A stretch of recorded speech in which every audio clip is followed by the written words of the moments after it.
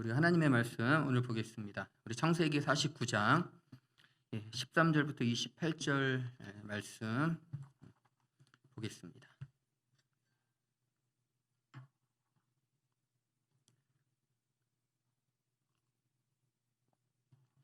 창세기 49장 13절부터 28절 말씀 다 같이 합독하도록 하겠습니다. 스불론은 바닷가에 살며 그 해변은 배가 정박하는 항구가 될 것이다. 그의 영토는 시돈에게까지 이를 것이다. 이사갈은 안장 사이에 웅크린 뼈만 남은 나귀 같을 것이다.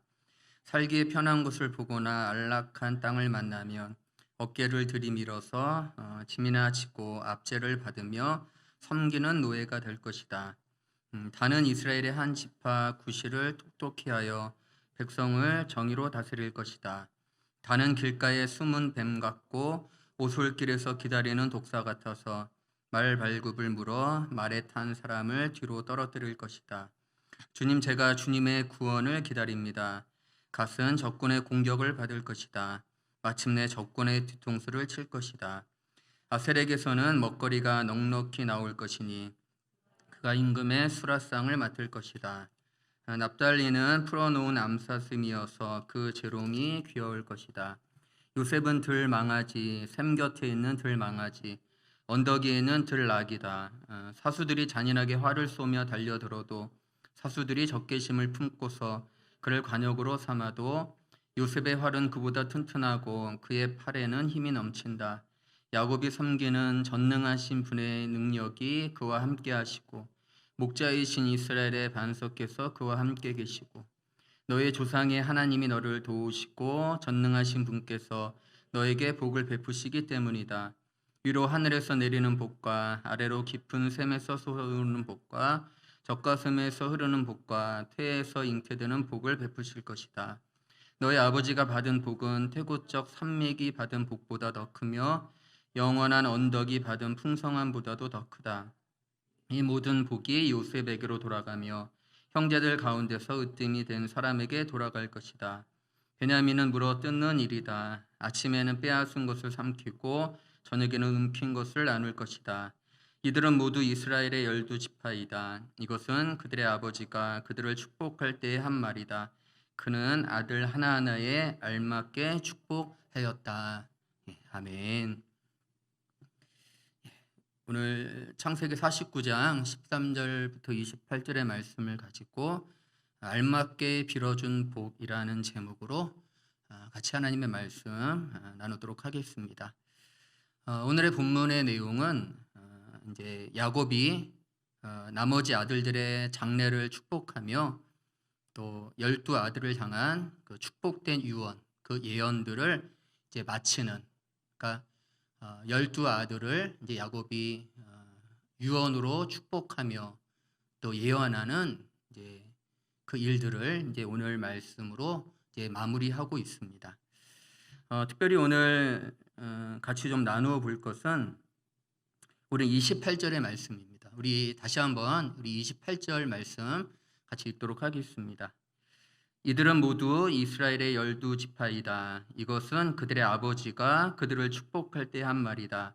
그는 아들 하나하나에게 알맞게 축복하였다. 그렇습니다. 오늘 야곱이 그 12아들에게 이제 알맞게 축복하였다. 그 하반절에 그는 아들 하나하나에게 알맞게 축복하였다라고 이제 우리들에게 말씀해 주고 있습니다. 그런데 야곱이 그 12아들에게 정말 알맞게 축복했나? 그들에게 가장 좋은 것으로 또 그 12아들에게 가장 적합한 것으로 그렇게 아주 공평하게 부족함 없이 그들에게 과연 축복을 베풀고 있는가이지요. 우리가 읽어봤지만 야곱이 요셉을 참 많이 사랑했던 것 같아요. 요셉에게는 정말 상상할 수 없는 큰 복을, 그런 축복들을 오늘 허락하여 줍니다. 특별히 26절에 너의 아버지가 받은 복은 태고적 산맥이 받은 복보다 더 크며 영원한 언덕이 받은 풍성함보다도 더 크다. 이 모든 복이 요셉에게로 돌아가며 형제들 가운데서 으뜸이 된 사람에게 돌아갈 것이다. 그렇죠? 뿐만 아니라 하나님이 너를 돕고 또 전능하신 분께서 너에게 복을 베푼다.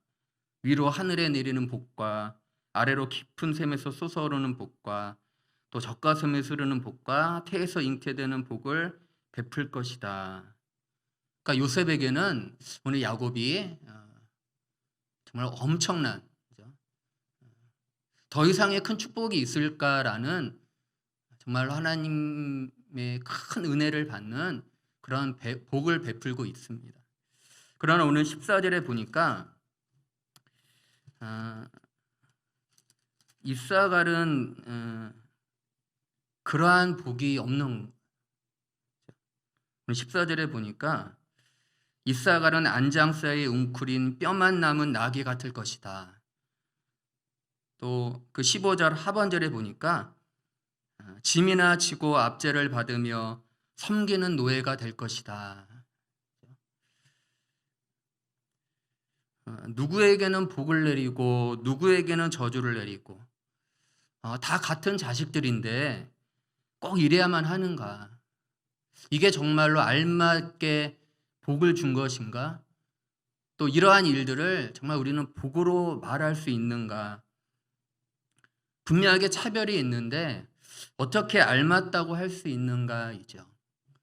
뿐만 아니라 그 우리 49장 그 초반절에도 그 장자인 르우벤, 그 장제의 권리를 잃는, 그리고 그 시몬과 레이도 그 딸 디나의 사건들을 통해서 그 흩어지는, 그러니까 복과는 어울리지 않는 그러한 저주의 내용들이, 그러한 정말 받고 싶지 않은 그러한 많은 어려움들이 그 인생 안에 나타나고 있는데, 그러한 것이 정말 복인가 뿐만 아니라 정말 차별 없이 그 자녀들에게 알맞게 정말 사심 없이 야곱이 그들에게 복을 베풀고 있는가입니다. 요셉의 일로 마음이 상한 건 알죠. 요셉의 일로 그 형제들에 대한 마음들을 아마 잊기는 쉽지 않을 것입니다. 그러나 지금 요셉의 관용을 베풀고 이집트 총리로서 그 모든 상심들을 다 해결하고 이제 그동안 싸우고 이렇게 분리되었던 그 가족들이 다 좋게 해결되어지고 화목되어지고 있는, 그래서 이제 야곱이 이제 죽음을 앞두고 그 자녀들에게 꼭 이렇게만 해야 하는가? 지난 날은 지난 날이고, 다 사람들 실수할 수 있는 거 아닙니까? 다 사람들 그렇게 과거의 일을 따지면 과연 누가 복을 받고 과연 누가 하나님의 은혜를 받을 수 있는가? 꼭 지난 날의 것을 가지고 그렇게 차별하면 과연 누가 하나님 앞에 복을 받고 살아갈 수 있는가? 여러분들 어떠세요? 여러분들의 지난 날에 행했던 그 모든 일들을 막 지금 끄집어내서 만약에 하나님이 그것 때문에 복을 안 주고 그것 때문에 저주를 내리면 어때요, 여러분들?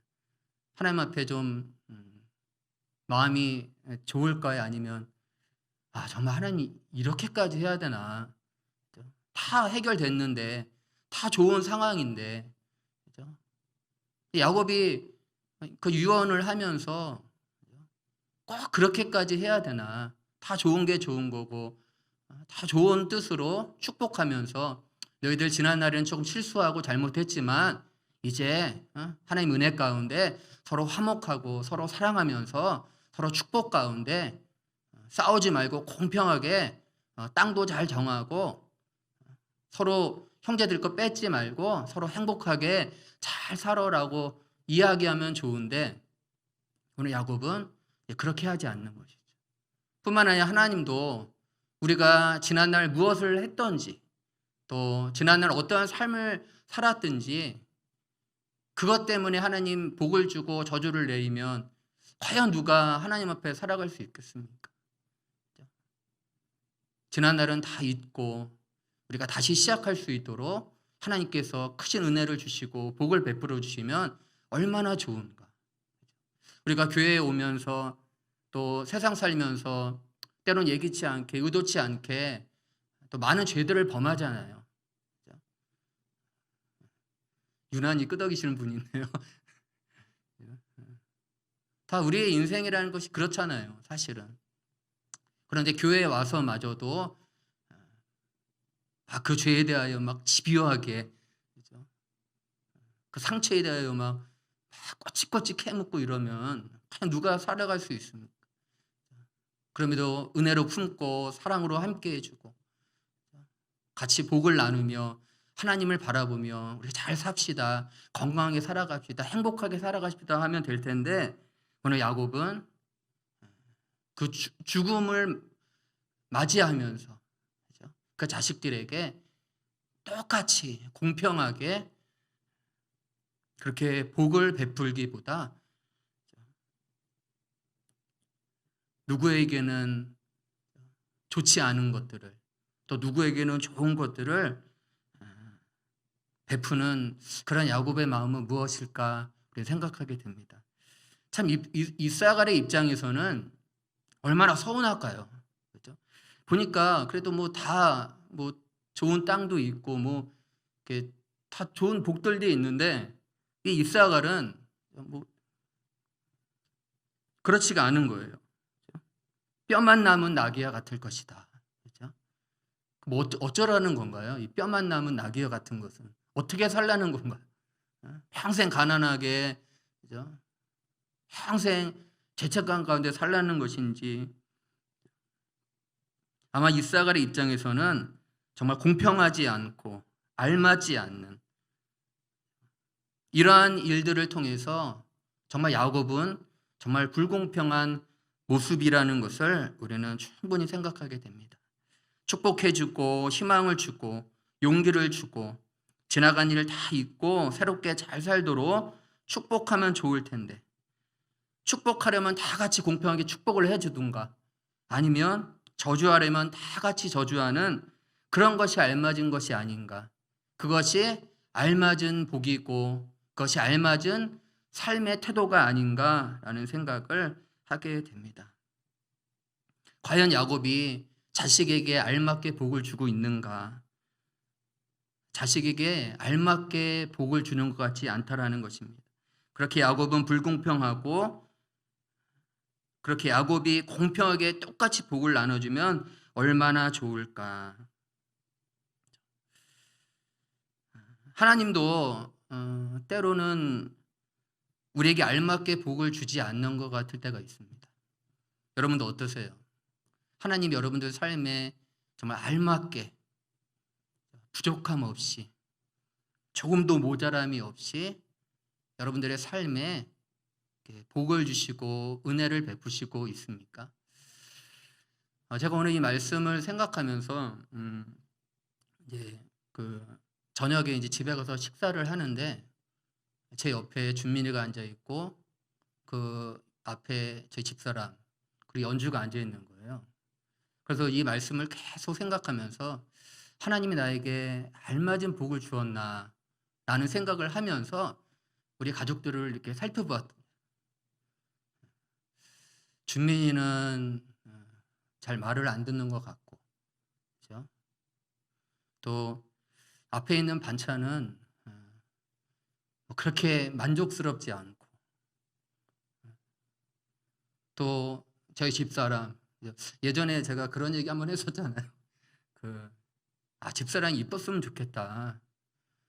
집사람이 좀 아름답고 정말 흠잡을 데 없는 그런 아내였으면 좋겠다. 근데 여러분들 가끔 그 맥락을 이해하셔야 돼요. 그러니까 그것만 붙잡고 부목사가 그 아내를 사랑하지 않아, 그런 것이 아니라 이제 그 전체 맥락을 이해하셔야 되는 거죠. 그리고 연주도 연주는 아주 만족스럽죠, 제가. 그렇죠? 조금 아들들은 조금 부족해도 연주는 정말 하나님 은혜 가운데 정말 연주 없었으면 어떻게 살아갔을까. 아내와 그 두 아들 그 틈 속에서 그죠? 어떻게 살아갔을까. 그러니까 이렇게 보면서 참 여러 생각들이 드는 거예요.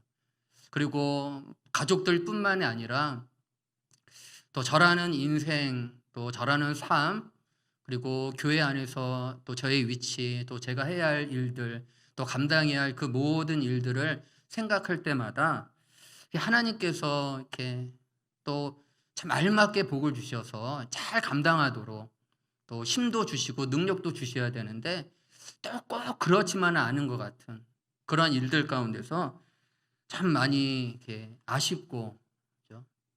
좀 부족한 듯한, 그죠? 그러니까 딱 2% 부족한 것 같은. 여러분들 인생은 몇 프로 부족한 것 같습니까? 저도 말은 2%지만 좀 뭐 엄청 부족한 것 같아요. 그죠?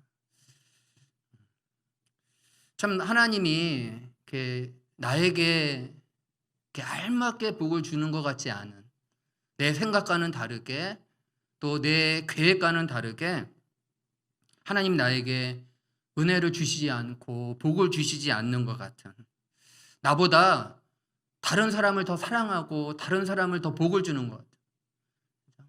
나는 그래도 열심히 믿음 생활하고 신앙 생활을 하는데 이렇게 잘 되는 거 보면은 나는 이렇게 늘 건너뛰는 거예요. 주위에 있는 뭐 집사님이나 주위에 있는 성도분들이 때로는 더 잘 되고 편안하게 사는 것 같은 그런 모습들 속에서 참 하나님은 불공평하다. 하나님은 정말 알맞게 주시는 분인가. 그로 인하여 참 하나님이 이렇게 말은 못하지만 이렇게 마음 한구석에 원망스럽기도 하고 또 불평하기도 하는 그런 모습들이 또 우리 안에 참 많이 있지 않는가. 참 늘 감사하고 늘 좋고 늘 이렇게 행복하면 좋은데 신앙생활이라는 게 꼭 그렇지만은 않은 것 같아요. 또 특별히 우리 목자분들은 더 그럴 것 같아요. 하나님이 주신 목원들이 말을 잘 듣고, 그죠? 정말 믿음 가운데 신앙생활 잘하면 좋은데, 그죠? 또 그런 것 같지도 않고, 또 그런 교회 생활을 하면서 저 사람은 나보다 연약하고 부족한데 더 많은 일들을 맡고 있는 것 같고,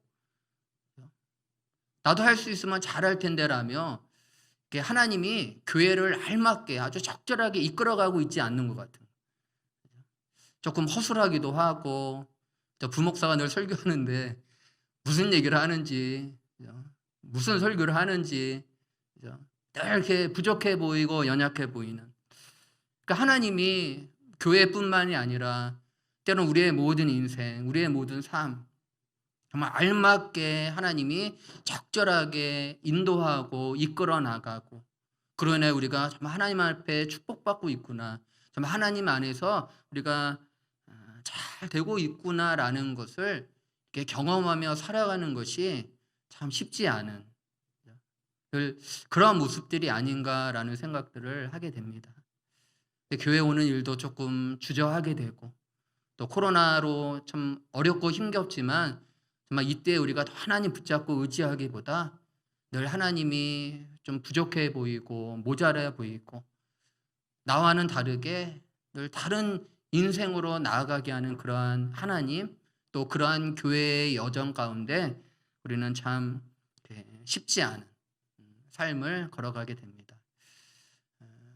제가 그런 표현을 가끔 하는데 하나님의 마음에 안 드는 거예요. 하나님이 마음에 들지 않는. 여러분도 어떠세요? 여러분도 하나님이 마음에 드십니까? 너무 불손한 이야기이기도 하지만 참 그럴 때가 많이 있어요. 정말로 하나님의 마음에 안 들어요. 내 기도도 들어주지 않는 것 같고, 내가 아프고 힘들 때 하나도 그 문제 해결해 주지 않는 것 같은, 늘 나와는 다르게 혼자만 가시는 것 같은, 늘 따라오라는 거죠. 좀 하나님도 나를 좀 가끔 따라왔으면 좋겠는데 그냥 하나님만 따라오라는 거죠. 그러한 불편함들이, 그러한 부족함들이 늘 우리 안에 있다라는 것입니다.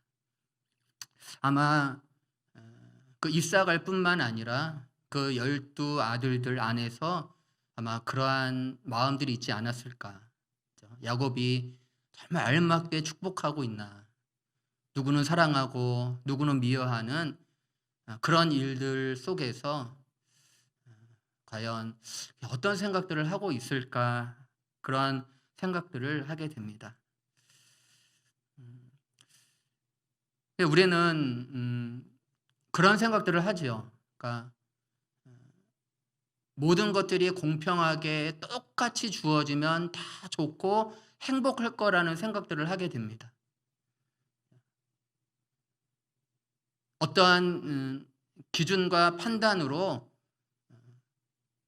누구에겐 주고 누구에겐 주지 않는 그런 일들이 아니라 아주 공평하게, 아주 정확하게 모든 것들이 공평하게 사람들에게 주어지면 우리는 다 잘 될 거라고, 다 좋을 거라고 우리는 생각하게 됩니다. 그러니까 우리 안에 약간 그 공산주의 같은 생각이 있잖아요. 그죠? 민주주의보다 막 경쟁하고 막 뭐 이런 것보다 그냥 다 똑같이 나눠주면 얼마나 좋을까. 저는 가끔 그런 생각들을 해요. 제가 뭐 대통령은 아니지만 강제적으로 좀 많이 가지고 있는 사람들 뭐 좀 갖고, 그죠? 다 공평하게 나눠주면 얼마나 좋겠어요. 그죠? 집도 다 한 채씩 있고 아무 불편 없이 편안하게 살면은 얼마나 좋을까. 그죠? 이 땅에 다 같이 함께, 그죠? 뭐 교회만 공동체입니까? 다 국가도 공동체로서 그렇게 함께 다 나누고 함께 살아가면 얼마나 좋을까. 그런데 참 이상하게 공산주의가 이렇게 망하고 있는 거예요. 그죠? 정말 그 뜻은 좋고 그 의미는 너무 좋은데 그게 이루어지지 않고 있는 거죠. 하나님은 공평하지 않습니다. 하나님은 우리를 공평하게 대하지 않아요. 하나님은 모든 사람을 공평하게, 또한 모든 성도들을 똑같이 대우하지 않습니다. 하나님이 똑같이 대우하지 않는 것이 여러분들 축복입니다. 만약에 여러분들을 순서를 정해서 주일 예배에 설교를 하라고 하면 어떨까요? 여러분들 교육자만 설교하지 말고 우리 성도들도 돌아가면서 수요 예배, 금요 기도회, 새벽 기도회 다 같이 설교합시다. 그렇게 다 똑같이. 그리고 교육자들도 좀 나가서 일도 하고 그러면 다 잘 될 겁니다. 다 좋을 겁니다. 뭐 선교사만 외국 가야 합니까? 우리들도 저 아프리카 오지에서 우리 또 선교하고 열심히 하나님 복음 전해야 됩니다. 그렇게 하나님이 그렇게 우리를 다 똑같이 똑같은 모양으로 똑같은 모습으로 대우한다면 아마 살아갈 수 없을 거예요. 하나님은 그렇게 우리에게 공평하고 똑같이 대우하기보다 하나님은 각자의 믿음의 분량만큼, 각자 믿음의 크기만큼 축복하시며 일하신다라는 것입니다. 하나님은 언제나 믿음을 보시고 그 믿음을 통하여 일하시는 하나님, 그 믿음으로 역사하시며 축복하여 주시는 그러한 하나님이라는 것을 우리는 늘 기억해야 된다라는 것이죠. 하나님은 공평하지 않습니다. 하나님은 우리에게 공평이라는 그렇게 알맞게 축복하는 분이 아니라 우리의 믿음만큼, 우리의 믿음의 분량만큼 그렇게 축복하시며 일하신다라는 것이죠. 특별히 달란트 비유에서 그러한 하나님에 관하여 너무나 분명하게 증거하고 있습니다. 마태복음 25장 15절에 그런 말씀이 있습니다. 그는 각 사람의 능력을 따라 한 사람에게는 5달란트를 주고 또 한 사람에게는 2달란트를 주고 또 다른 한 사람에게는 1달란트를 주고 떠났다. 여러분들 주인이 공평합니까? 공평하지 않습니까? 능력에 따라서 누구에게는 5달란트 주고 또 누구에게는 2달란트를 주고 누구에게는 1달란트를 주는 그 주인의 가치와 기준은 과연 무엇인지 사람을 능력으로 평가하고 능력에 따라서 대우하면 그 종들이 그 속에서 어떤 생각이 들까요?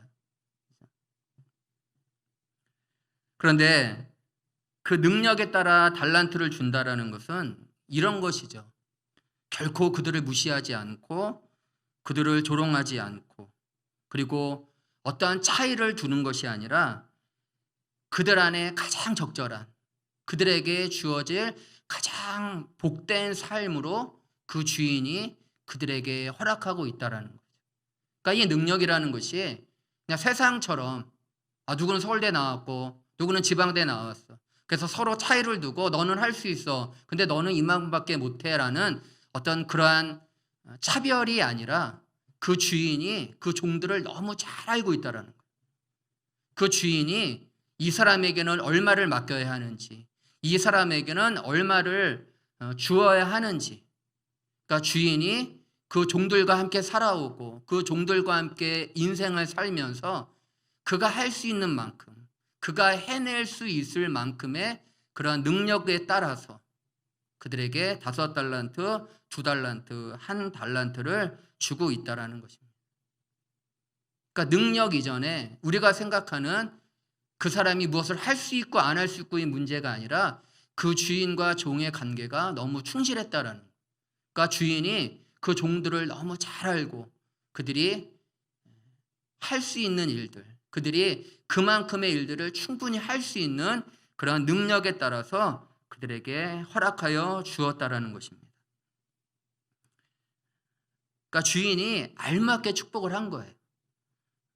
주인이 그 능력에 따라서 알맞게 일을 맡긴 것이라는 것입니다.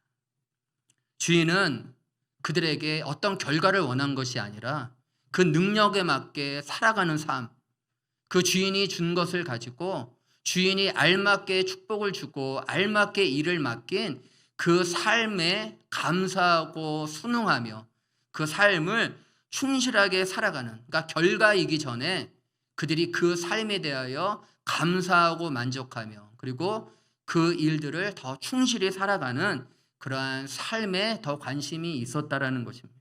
그렇게 살아갈 때 결과가 주어지는 것이죠. 그런 인생을 살아갈 때 그만한 대가가 주어지는 그러한 주인이 그러한 능력에 따라서 그 종들에게 그 일들을 맡기고 그 삶을 허락하여 주었다라는 것입니다. 5달란트 받은 사람은 2달란트 받은 사람을 무시하지 않고 또 2달란트 받은 사람도 왜 저 사람에겐 5달란트를 주냐며 주인을 원망하고 불평하기보다 그들은 주인의 뜻과 주인의 방식들을 철저하게 인정하고 받아들였던, 그러니까 그 안에 다툼이 없었던 거예요. 5달란트 주고 2달란트를 주고 1달란트를 주었는데 그들 안에 다툼이 있었다는 얘기를 하질 않는 거죠. 그러니까 그만큼 그들이 주인을 신뢰하고 주인을 의지하였던 것입니다. 그렇게 주인을 신뢰하면 주인이 무슨 일을 하든지 어떠한 방식들로 그 사람들에게 주어졌든지 그 주인만을 신뢰하고 인정하면 그들은 그 삶을 충분히 살아간다는 것입니다. 주인이 알맞게 축복하지 않았다고 원망하고 서로 간에 세상적인 기준과 가치로 서로 비교하고 살아가면 결코 그 삶을 살아갈 수 없다는 것이죠. 주인을 신뢰하였고 주인을 믿었다는 것입니다. 그런데 1달란트 받은 사람은 어땠을까요? 그는 5달란트, 2달란트 받은 사람을 원망하기보다 그 주인을 신뢰하지 못했던 거예요. 그 주인이 각자의 능력에 따라, 그것은 결코 그들을 무시했던 게 아니에요. 그 삶의 정황, 그의 성품과 그의 인생에 맞게 그 주인이 가장 적절한, 그리고 그 안에서 가장 귀한 열매를 맺을 수 있는 그 삶으로 주었는데 그 1달란트 받은 사람은 그 주인을 신뢰하지 못했던 것이죠. 그가 알맞게 주고 있다라는 것을 믿지 못했던 거예요. 그러니까 늘 주인을 원망하고 주인을 불평하고 그러한 잣대로 나의 삶을 바라보고 또 주인을 바라볼 때는 불평하고 원망할 수밖에 없는, 그리고 주인이 준 그 삶을 충실하게 살아갈 수 없는, 늘 원망만 한 거예요. 늘 불평만 하고. 그가 감당할 수 있는 한 달란트의 삶을 주었지만 그는 그 일들을 믿음으로 받아들이지 못하고 충성하지 못했던, 결국 충성하지 못한 것은 주인을 신뢰하지 못했기 때문입니다. 주인을 인정하지 못했기 때문이라는 거예요. 그래서 그 25장 28절에 그에게서 그 한 달란트를 빼앗아서 10달란트 가진 사람에게 주어라. 가진 사람에게는 더 주어서 넘치게 하고 갖지 못한 사람에게는 있는 것마저 빼앗을 것이다. 여러분들, 주인을 인정하지 않으면 우리의 삶도 빼앗길 수 있습니다. 주인의 능력을 인정하지 않으면, 주인이 그 종을 너무 사랑하고 주인이 종을 너무 잘 알아서 베풀어 준 그 삶을 거절하고 거부하면 그 삶으로 살아가지 못하는, 그 빼앗긴다라는 건 결국 그 한 달란트 받은 사람의 손해인 거예요. 그 인생을 통해서 주인의 은혜를 경험하고 또 살아가는 삶의 행복을 누리고 그 삶을 통하여 주인이 다시 오실 때 그 한 달란트를 남겨서 그 5달란트와 2달란트는 그 주인이 왔을 때 얼마나 기쁨으로 그 주인을 맞이합니까? 제가 이렇게 해서 이 결과들을 얻었습니다. 주인이 주신 그 달란트를 가지고 열심히 살았더니 이만한 것들을 얻었습니다. 그러니까 그 안에 삶의 기쁨들이 있었던 거예요. 크고 작은 문제가 아니라, 많고 적음의 문제가 아니라 주인의 그 능력과 주인이 허락해 준 그 삶을 인정하면서 그 삶에 충실하게 살아갈 때 그 안에 기쁨이 있었던, 그 안에 감사함이 있었던 거예요. 5달란트, 2달란트, 1달란트가 중요한 것이 아니라 그들이 그 주인을 알고 신뢰하며 그 삶을 걸어갈 때 그것이 가장 복된 삶이었다라는 것을 우리는 기억해야 된다라는 것입니다. 우리에게도 하나님이 허락한 삶이 있습니다. 다 달라요. 요즘에 그 12아들 이야기하면서 그런 얘기를 좀 자주 하는데, 참 12아들의 모습이 다 다른 거예요. 그런데 그 다른 삶을, 그 다른 인생을 마치 이 한 달란트처럼 그 베푼 아버지를 인정하지 못하고 신뢰하지 못하면 그에게 허락되어진 그 삶이 늘 원망스럽고 불평스럽죠. 그러나 그 아버지인 그 야곱을 신뢰하는, 그 아버지가 경험했던, 그리고 그 아버지로부터 시작되어지는 하나님의 크신 은혜라는 그 믿음으로 나아갈 때, 그것이 조금 부족하고 연약할지라도 그것을 믿음으로 감당해 나아갈 때, 어떠한 삶이든 중요하지 않아요. 그것을 하나님이 주신 것으로 인정하고 하나님이 나에게 가장 좋은 것을 주셨다라는 것을 인정하며 그 삶을 충실하게 살아갈 때 그 안에 참된 기쁨과 감사함이 있었던 거예요.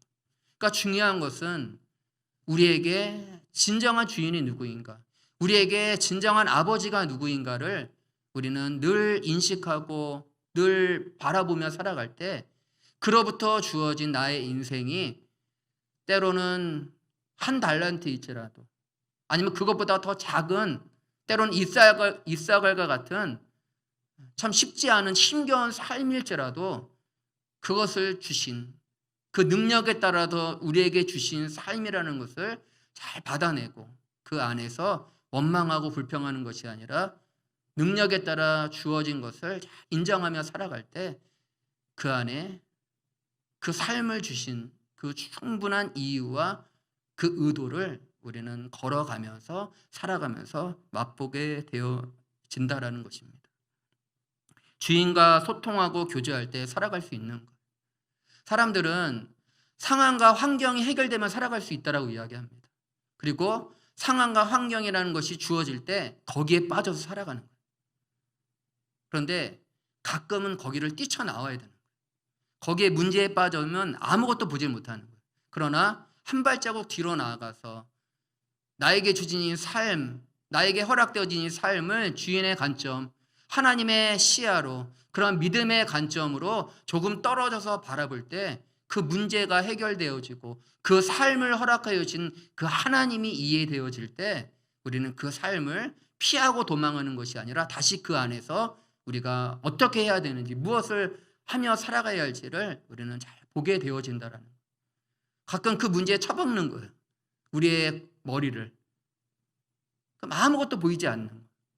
그러나 가끔 나올 때 우리의 생각과 우리의 가치관들을 다시 주 안에서 환기시킬 때 그 문제가 문제로만 보이는 것이 아니라 그 안에서 우리는 또 다른 하나님의 은혜, 그런 또 다른 하나님의 능력들을 그 삶의 현장 가운데 보게 되어지는 것입니다.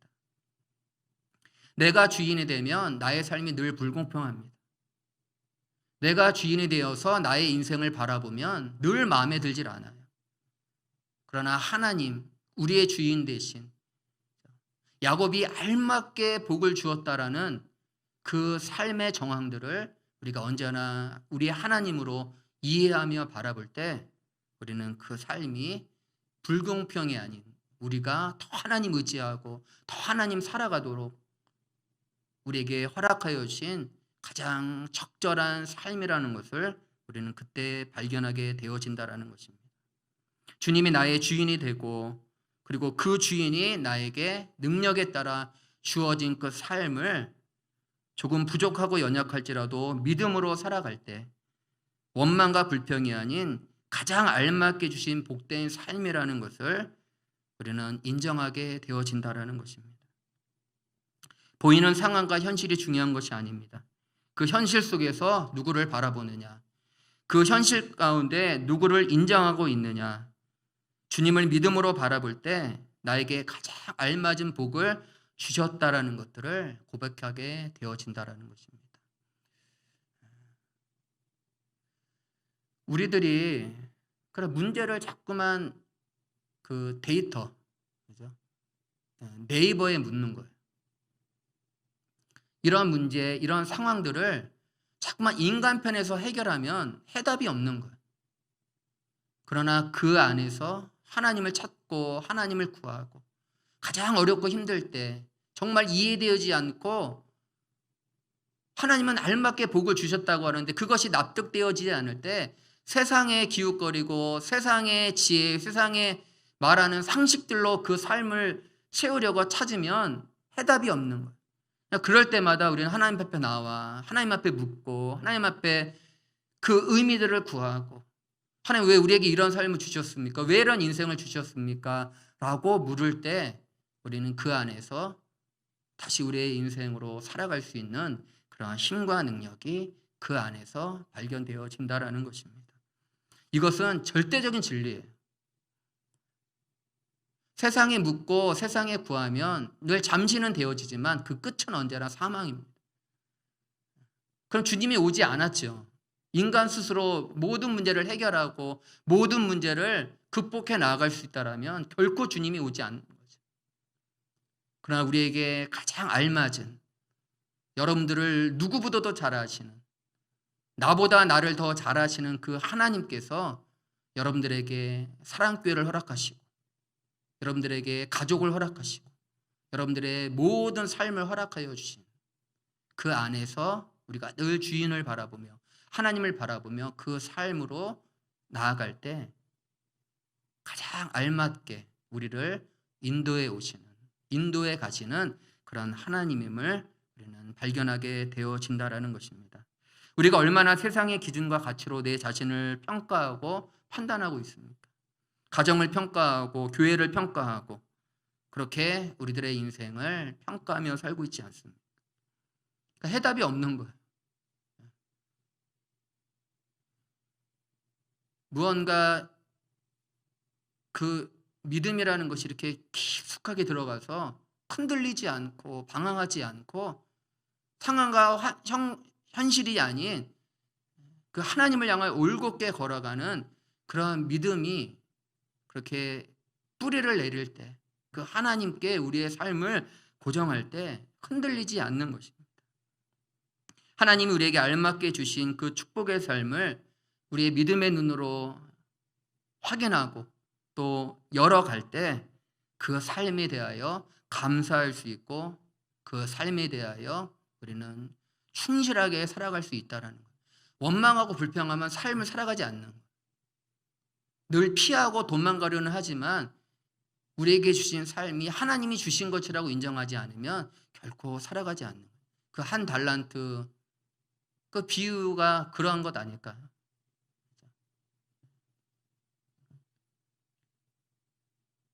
하나님은 지금의 삶, 때론 내 마음에 들지 않고 정말 알맞게 주었다고 인정할 수 없는 그런 때론 보잘것없는 우리들의 인생을 통하여서 하나님 우리들에게 더 믿음으로 살아가도록, 더 하나님 의지하고 더 성숙된 삶으로 살아가도록 하나님은 우리에게 가장 알맞은 복을 여러분들에게 주셨습니다.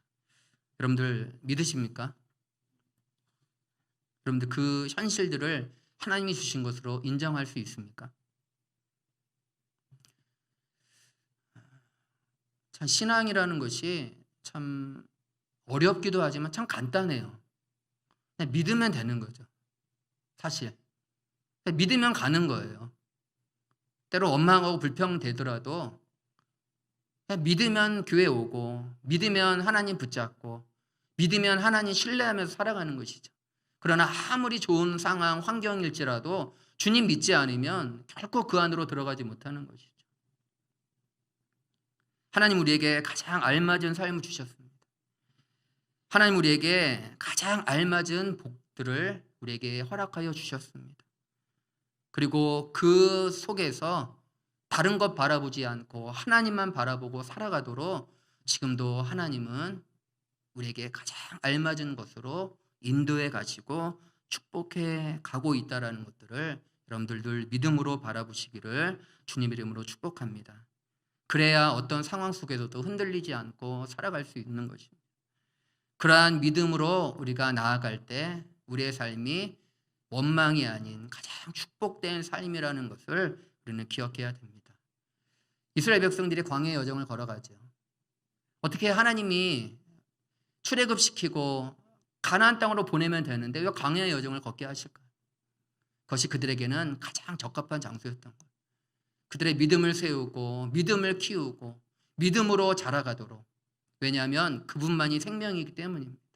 그분 안에 있어야, 그분으로 살아가야, 그분을 의지하고 붙잡아야 그의 인생이 가장 복된 삶이라는 것을. 그러나 우리들이 알고 있는 것처럼 이스라엘 백성들이 그렇지 않았잖아요. 늘 애굽 동경하고 애굽에서 살아왔던 삶의 방식, 애굽에서 먹었던 거 너무 맛있었던 거예요. 애굽에서 먹었던 것이 나를 구원해 줄 것이라는. 그래서 늘 애굽으로 나아가려 할 때 길도 알 수 없는 또 위험이 가득한 그 척박한 땅에서 오늘날 우리의 인생처럼 우리의 현실처럼 가장 보이지 않는 답답한, 정말 이게 하나님 알맞게 주신 것인가라는 그런 우리들의 인생을 통해서 더 하나님 의지하고 하나님 바라보도록 하나님께서 인도해 가신다라는 것들을 여러분들 늘 믿음으로 바라볼 때 우리가 살아갈 수 있다라는 것입니다.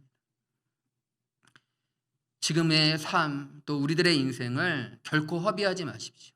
불평과 원망으로 허비하지 말고 이 삶을 주신 이유들 또 이 삶 안에서 우리에게 요구하시는 것들 더 하나님 의지하고 믿고 더 하나님 사랑하며 살아가도록 그렇게 우리의 믿음의 눈을 하나님께 고정시키고 살아가도록 지금도 우리의 인생 가운데 신실하게 일해 가시는 그런 하나님을 우리가 인식하며 살아갈 때 우리는 감사할 수 있는 것입니다. 참 어려운 질문이에요. 우리의 삶을 감사할 수 있나? 우리의 인생을 감사하며 살아갈 수 있는가? 우리의 눈이 열릴 때 우리의 눈이 믿음이라는 그 하나님의 나라와 그 하나님의 의를 바라볼 때 우리는 이 삶을 감사할 수 있는 거예요. 하나님을 인식하지 못한 채 우리는 얼마나 방황하며 살아왔습니까? 내 자식 원망하고, 내 남편 원망하고, 내 가정 원망하고, 하나님이라면 왜 이런 삶을 주셨을까? 늘 지지고 볶고 쌓아오는 우리들의 현장, 우리의 현실. 그러나 하나님을 인식하고 하나님으로 우리의 마음, 우리의 중심이 새로워질 때 그 안에서 우리는 살아갈 수 있습니다. 중요한 것은 늘 상황과 현실이 아니에요. 늘 보이는 것이 문제가 아니라 우리 안에 그 하나님에 대한 믿음이 있는가, 그리고 우리 안에 누가 주인인가, 그것만 인정되면, 그것만 해결되어지면 모든 삶이 열리는 거죠. 모세가 그 홍해 앞에서 얼마나 두려웠겠어요. 아픈 홍해에 가로막히고 뒤에는 이집트 백성들이 쫓아올 때 하나님이 알맞게 인도한 것 같은데, 하나님이 알맞게 그들의 삶을 축복해 나갔던 것 같은데, 모든 것들이 막히고 모든 것들이 답이 없는 거예요. 그때 모세는 상황과 환경이 아니라 누구를 바라봤던, 하나님만을 바라보고 하나님만을 의지하고, 그리고 그 믿음으로 그 홍해를 향해 나아갈 때 열려버린 거죠. 상황과 환경은 늘 중요하지 않아요. 여러분들 코로나면 뭐 교회 안 옵니까? 코로나면 신앙생활 안 할 겁니까? 그렇지 않아요. 우리의 마음만 있으면, 우리의 믿음만 있으면 상황과 환경은 중요하지 않습니다. 더 중요한 것은 우리 안에 그 하나님이 있는가, 그 하나님이 베풀어진 삶이라고 내가 인정하고 받아들이고 있는가. 나는 할 수 없어도 하나님이 하라고 하면 그게 맞구나라고 순종하고, 내가 하고 싶어도 때로는 하나님이 하지 말라고 할 때 안 할 수 있는 그 상태. 막 내가 해야 돼, 나밖에 없어라는 것이 아니라, 때로는 하나님이 막으실 때 내가 할 수 있음에도 하나님이 하지 말라고 할 때 뒤로 물러서서 교회를 향해 기도하고, 먼저 세운 자들을 위하여 기도하고, 그렇게 하나님을 인정할 때 우리의 삶이 늘 납득되어지고 이해되어지는 것이죠. 왜 우리가 불평하고 원망할까? 왜 우리의 삶을 원망하고 불평하고, 왜 나를 불평하고 원망할까? 그것은 딴 것이 아닙니다. 우리 안에 하나님과의 교제, 하나님과의 만남, 하나님을 향한 믿음이 없기 때문이죠. 아픈 일이죠. 아픈 일. 근데 우리는 자꾸만 그 문제를 해결하지 않고, 목사님은 자주 이야기하시지만 자꾸만 돈만 달라고 하는 거예요. 그 문제만 해결해 달라고 하면 되는 거예요. 여러분들 문제 하나님이 해결해 주셨습니까? 안 해주셨습니까? 하나님이 해결해 주셨음에도 불구하고 때로는 우리들의 마음을 잡지 못하는 거예요. 우리들의 인생 속에 하나님을 의지하고 살아가지 못할 때가 얼마나 많이 있습니까? 중요한 것은 그것이 아니라 우리 마음 가운데 하나님 붙잡고 하나님 의지하고 하나님이 주신 삶, 그것이 작던 크던 그 안에서 주어진 삶을 충실하게, 교회라는 삶에 맡겨진 직분들을 충실하게 감당해 나갈 때, 그렇게 2달란트로, 때로는 1달란트로 그렇게 살아갈 때 하나님이 더한 것을 베풀어 주시고 더한 것을 허락하여 주시고, 그리고 그 안에서 누구보다 주인을 알게 되어지는 거예요. 아, 이것 때문에 이렇게 주었구나. 이렇게 살아가려고 주었구나. 세상의 것 붙잡고 세상의 것으로 나의 인생을 살아가는 그런 허망한 인생이 아니라 주인으로부터 주어진 것, 하나님부터 주어진 그 소중한 은혜들을 붙잡고 그것과 장사하고 그것과 씨름하며 살아갈 때 그 안에 가장 만족스러운, 가장 먹을 만한 것들이 그 안에 있다라는 것들을 주인은 더 알게 하고자 그들에게 그 일들을 허락하여 주었다라는 것들을 여러분들 기억하시기를 주님 이름으로 축복합니다. 하나님은 우리를 결코 죽이는 분이 아니죠. 하나님은 우리를 결코 죽이는 분이 아닙니다. 우리가 죽이면 죽였지 하나님 우리를 절대로 죽이지 않는 거예요. 그 하나님 붙잡고 그 하나님 의지할 때 우리의 모든 불평과 원망이 다 해결되어지는 거예요. 제가 처음 하나님 은혜 받을 때 하늘산 기도원에서 제가 지난주에 그 목사님 우리 함께 기도회 찬양할 때 제가 신학을 준비하면서 그 찬양을 하루 종일 불렀어요. 그게 생각이 나는 거예요. 그때 마음들, 그때 생각들이 나는 거예요.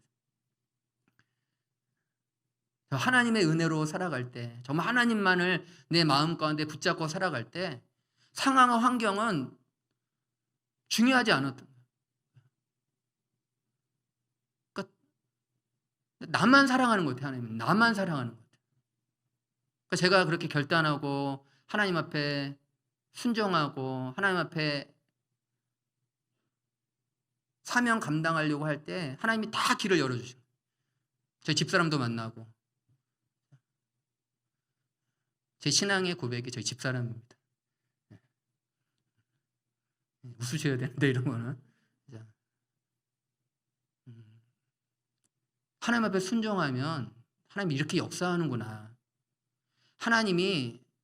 하나님께 순응하면 이렇게 역사하는구나. 제가 가진 것이 없었어요. 그때 이제 신학 준비한다고 하던 일도 다 그만두고 여러 가지로 황폐하고, 그런데 다시 회복하고 다시 믿음으로 나아가는데 하나님이 집사람을 만나게 한 거예요. 근데 제가 아무것도 없잖아요. 그냥 신앙만 한다라는 거 하나. 그런데 저희 집사람 가정이 주님을 믿지 않는 가정이에요. 딱 만나러 갔는데 뭐하냐요. 그래서 신학을 준비하고 이렇게 얘기를 한 거죠. 그래서 저는 결혼을 못할 줄 알았어요. 그러니까 좀 주님을 믿는 사람이면, 주님을 믿는 가정이면은 그래도 주의 종이니까 그래요, 기도 이렇게 해야 되는데 믿지 않는 분들이었거든요. 근데 결혼하라는 거예요. 그래서 제가 혼자서 얼마나 웃었는지 몰라요. 정말 하나님이 이렇게 하시는구나. 정말 하나님이 그 주어진 삶에 충실하면, 때로는 조금 부족하고 연약할지라도 하나님이 가라고 할 때 가면 하나님이 그 모든 삶을 열고 또 축복해 가시는구나라는 것들을 늘 경험하게 되어지는 거예요. 여러분들, 하나님은 우리를 결코 죽이지 않습니다. 우리에게 가장 좋은 것을 주시는 분이에요. 내 마음에 안 들어서 그렇지 하나님 우리의 믿음, 우리의 신앙을 더 세우기 위해서 하나님은 지금도 여러분들 삶에 가장 알맞은 복, 가장 알맞은 것들로 여러분들의 삶을 인도해 나가고 있다는 것을 여러분들 믿음으로 꼭 붙잡고 그 믿음이 여러분들을 살아가게 하는 거예요. 우리가 언제 보이는 것으로 살아갑니까? 상황과 환경으로 살아가나요? 언제나 믿음으로 살아갈 때 하나님이 그 삶에 분명한 은혜와 축복들을 허락하여 주신다라는 것이죠. 우리가 믿음의 눈으로 바라보도록, 날마다 우리의 믿음을 더 세워가도록, 그러기 위하여 우리는 늘 기도해야 한다라는 겁니다. 제가 참 아쉬움이 있어요. 새벽 기도회가 이렇게 한참 이렇게 뜨겁게 이렇게 소리도 나고 이렇게 올라가는데 코로나로 인해서 이제 딱 중단이 된 거예요.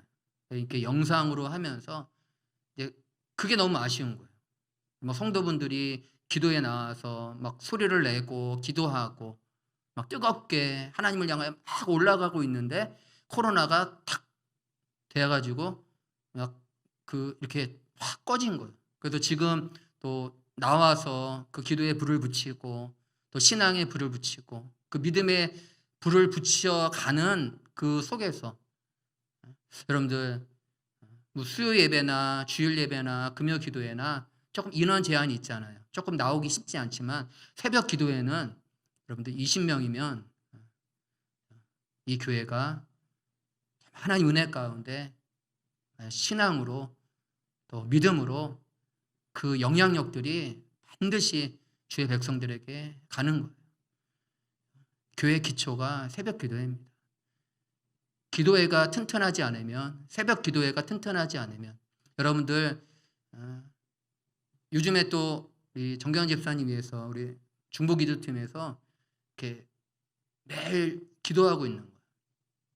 제가 목회실에 있는데 조금 부끄럽기도 하고 다 이렇게 시간 되어서 하나님 앞에 기도할 때 여러분들 마음 감동되시면 같이 참여하고 또 낮에 시간이 안 되면 우리 새벽 기도에 같이 모여서 하나님 앞에 기도하고 하나님 앞에 간절히 부르짖을 때 하나님이 반드시 그 인생 속에 하나님의 충만한 은혜와 복으로 늘 역사해 주시는 거예요. 기도하고 하나님 앞에 예배하고 그렇게 우리가 새벽에 정말 하나님 만나고자 그렇게 엎드리고 무릎을 꿇을 때 하나님께서 반드시 그에 상응한 응답으로 함께하여 주시고 또 그 기도하는 가운데 또 하나님께서 한 사람 한 사람을 분명하게 만져주셔서 나의 삶, 나의 인생이 부족하고 보잘것없는 인생이 아니라 하나님 앞에 가장 알맞은 복을 받은 하나님 앞에 가장 축복받은 인생이구나 아는 것들을 늘 경험하게 돼요. 또 죄송하지만 우리 집사람이 요즘에 그 기도회 한다고 아주 은혜가 충만합니다. 그거에 비하여 제가 조금 은혜가 많이 떨어지고 있어요. 여러분들 많이 우리 교역자들을 위해서 기도해 주시고 또 이 교회가 흩어지지 않고 방황하지 않고 주 안에서 각기 맡겨진 삶 또 인생 그 직분들을 잘 감당해 나아갈 수 있도록 여러분들 기도하시고 하나님 앞에 부르짖고 그래서 하나님이 허락하신 이 삶의 공동체 뿐만 아니라 우리들의 인생의 모든 여정 속에서 오직 하나님만이 없구나. 오직 하나님만이 우리의 삶을 인도해 가시고 책임져 주시는 분이라는 것들을 여러분들 그 기도의 자리를 통하여 다시 한번 확인하고 또 확신하는 그런 모습 되기를 주님의 이름으로 축복합니다. 오늘 알맞게 빌어준 복, 그 야곱이 그 12 아들들을 향하여 가장 알맞게 빌어준 것처럼 그것이 조금 이해되지 않고 그것이 조금 우리의 생각과는 다를지라도 가장 그 삶에 맞는 것 그리고 그 삶으로 서 있을 때 더 하나님 의지하고 하나님 붙잡고 나아갈 수 있도록 그렇게 인도해 가시는 그 하나님의 그 충만한 사랑을 기억하면서 여러분들 하나님만을 붙잡아야 사는 것입니다. 하나님 앞에 기도하며 살아가야 우리들의 인생이 기쁨과 감사와 복으로 변하는 것이에요. 하나님의 백성들이 어디에서 만족을 얻을 수 없습니다. 절대로 하나님 다른 곳에서 만족할 수 없어요. 하나님 안에서 응답받고 하나님 안에서 그 하나님 만날 때 우리가 감사하게 우리의 삶에 하나님 주신 복이라고 여기며 살아갈 수 있다는 것들을 여러분 기억하시고 언제나 하나님 앞에서 감사하고 찬양하며 그렇게 하나님과 동행하는 그렇게 하나님 우리에게 좋은 것 주시는 분이심을 믿고 나아가는 그런 귀한 하나님의 백성들 다 되어주시기를 주님의 이름으로 축복합니다.